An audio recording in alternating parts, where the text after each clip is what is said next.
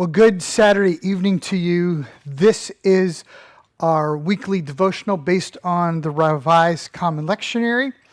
We are in the season of ordinary time, which I've often said is anything but ordinary.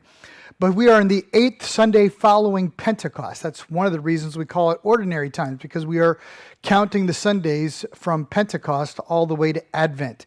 And we are in the 8th Sunday that follows Pentecost. So here we are in that season.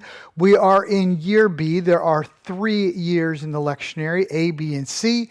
And if you, as I said last week, if you read through the 3 years, you'll get a pretty good sense of the entire Bible, reading through the Old Testament, the New Testament, the Psalms, and the Gospels.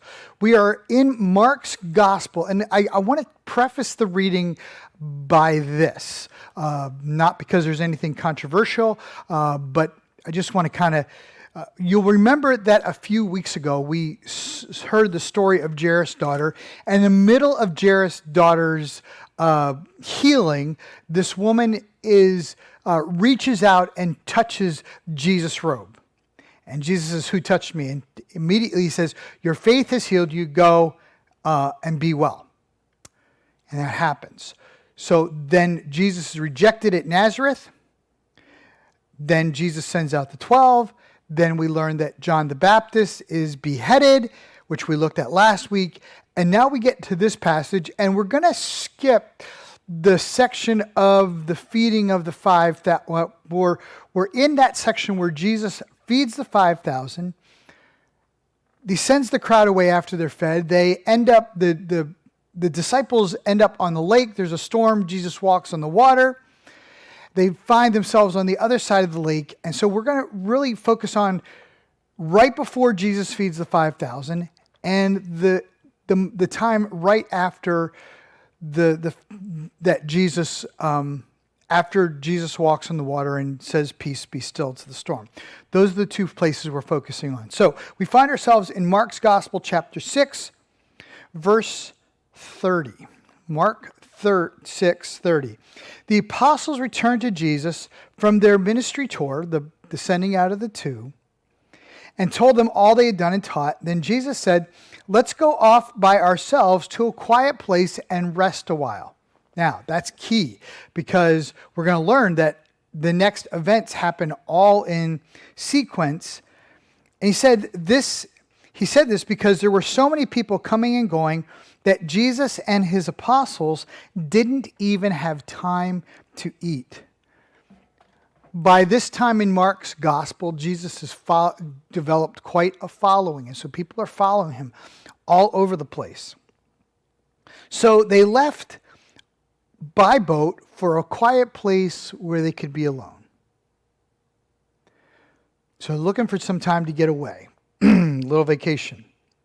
But many people recognized them and saw them leaving, and the people from many towns ran ahead along the shore and got there ahead of them. Jesus saw the huge crowd as he stepped from the boat. This almost goes so well with the message tomorrow. He had compassion on them because they were like sheep without a shepherd. So he began teaching them many things. Jesus had compassion on them. This coming Friday night, we are going to be showing the movie Jonah and the VeggieTales version, and it talks in that about compassion. And Jesus saw the people. He knew that they weren't getting their spiritual food from their religious rituals and from all the stuff. So he started to speak to them and started to talk to them. He began to teach, even though he was supposed to take this time as a rest time. He didn't. He didn't take it as a rest. And then what subsequently follows is the feeding of the 5,000. And he says, "You feed them." And his disciples figure out how to do that. And then immediately following that, Jesus walks on the water. And then jumping to verse 53. After they had crossed the lake, they landed at Gennesaret. They brought the boat to shore and climbed there, and the people recognized Jesus at once. Obviously, Jesus was well known in the region. So this is the second time they're looking for some quiet time, some peace and quiet, some time to relax and rejuvenate. And I know as pastors, a lot of times we look for those times when we queue it, and Jesus and his disciples were doing that. They brought the boat to shore and climbed out. The people recognized Jesus at once, and they ran through the whole area, carrying sick people on mats to wherever they heard he was. Wherever he went, to the villages, cities, or the countryside, they brought the sick out to the marketplace. They begged him to let the sick touch at least the fringe of his robe, and all who touched him were healed. Really cool stuff when you think about this. This idea of just touching the hem of his robe. We often think that just happened to the woman who pushed through the crowd. But here were more people discovering this idea of having faith. And I'm going to speak about this tomorrow in church. But their faith developed into action. Their faith, it required obedience and action in order for, in this case, the healing to happen. And so this is happening, and Jesus is ministering to people, and there's just people. And remember that this is right after John is beheaded, and so Jesus is probably still grieving the loss of his cousin. And Jesus continues to minister because he has compassion on the people. Oh, that the church would have compassion on people who are lost, people who are without a shepherd. And I know that's what we're trying to do with the journey. We're trying to reach people. That's why we're going to do a movie night on Friday night, so that we can show people mercy and compassion. And that's what we're called to do as servants of the Lord, to as ministry service. I just rehearsed my sermon for tomorrow. We're talking about this idea of ministry service.